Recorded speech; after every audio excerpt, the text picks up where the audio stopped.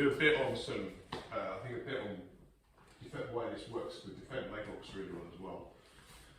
But the long story short of what we've been working, I'm just going to keep recapping. I'm not sure what Callum's necessarily. You see this thing on this?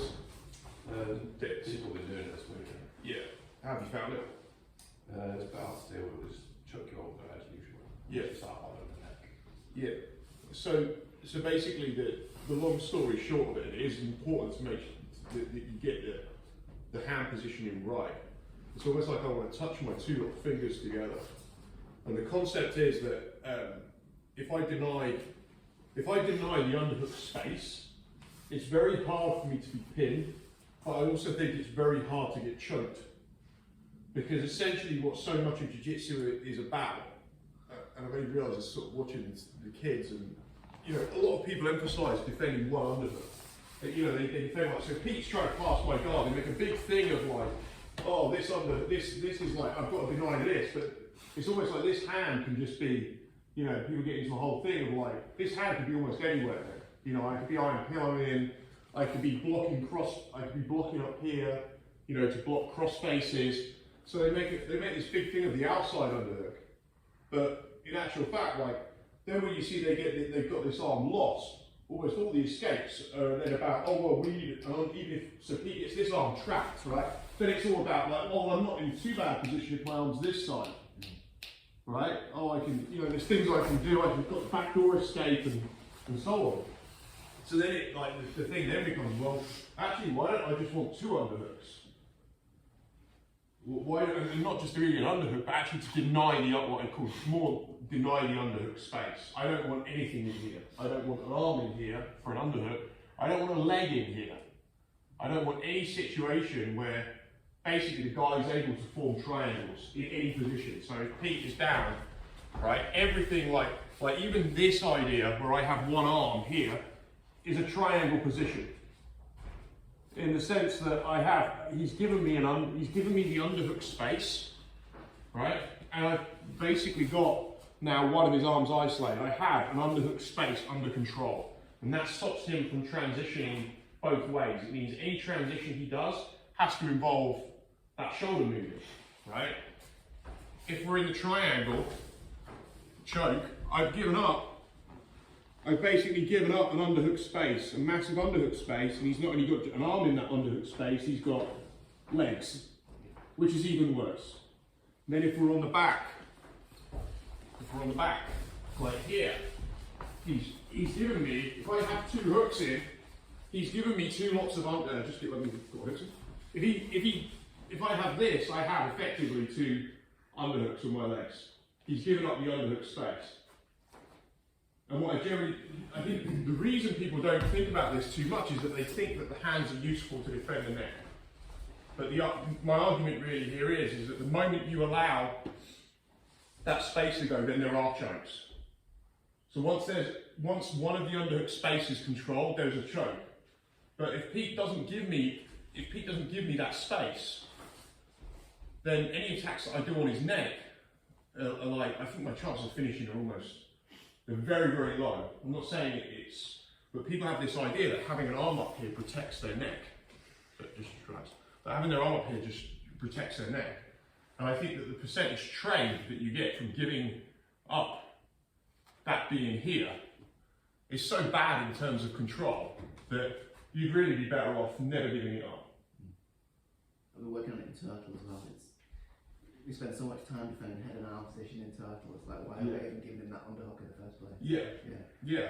I think this is it. And so you end up, the percentage trade for what you're giving, it's like trying to win a football match by defending your own final third in front of the goal.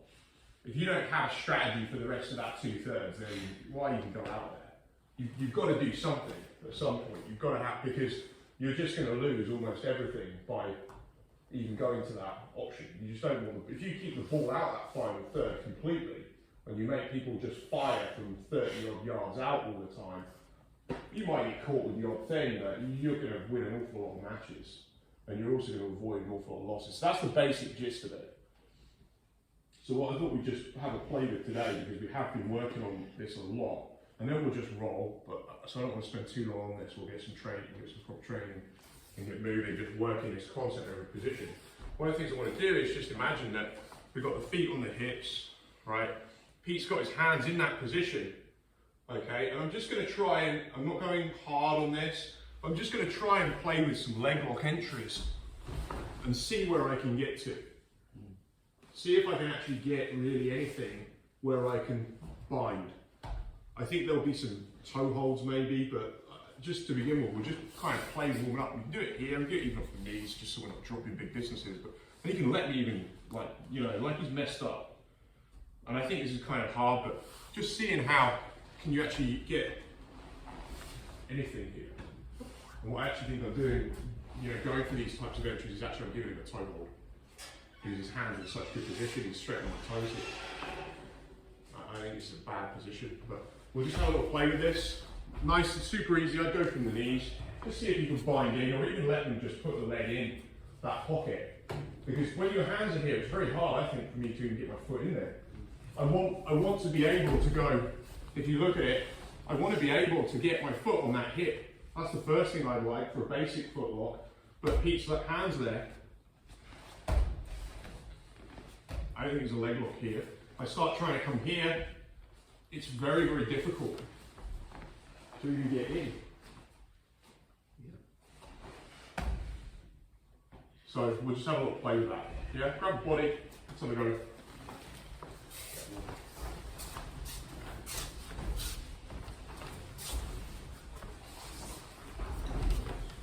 Go.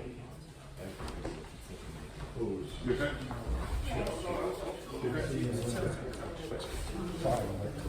Just shuffle that, just go head that way. Head that way. Yeah. See what we're doing here? Yeah. Just go guard. Hands down in here, touching the 2 fingers touching together, yeah. Just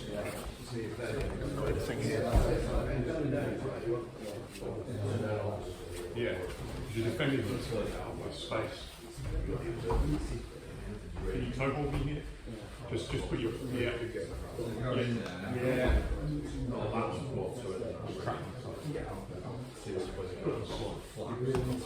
Shoot here. Yeah. I think you can actually ankle lock in here. But you can stop taking my ankle. I'm not sure if I can't get this, my point is if I can't get this space, you don't let me in the underhook space until that foot. If I go here, you could just heel hook me. And basically, it just doesn't feel like this space is so. I think it's so difficult. You do it to me. Sit, get up and go like yeah. Yeah, go.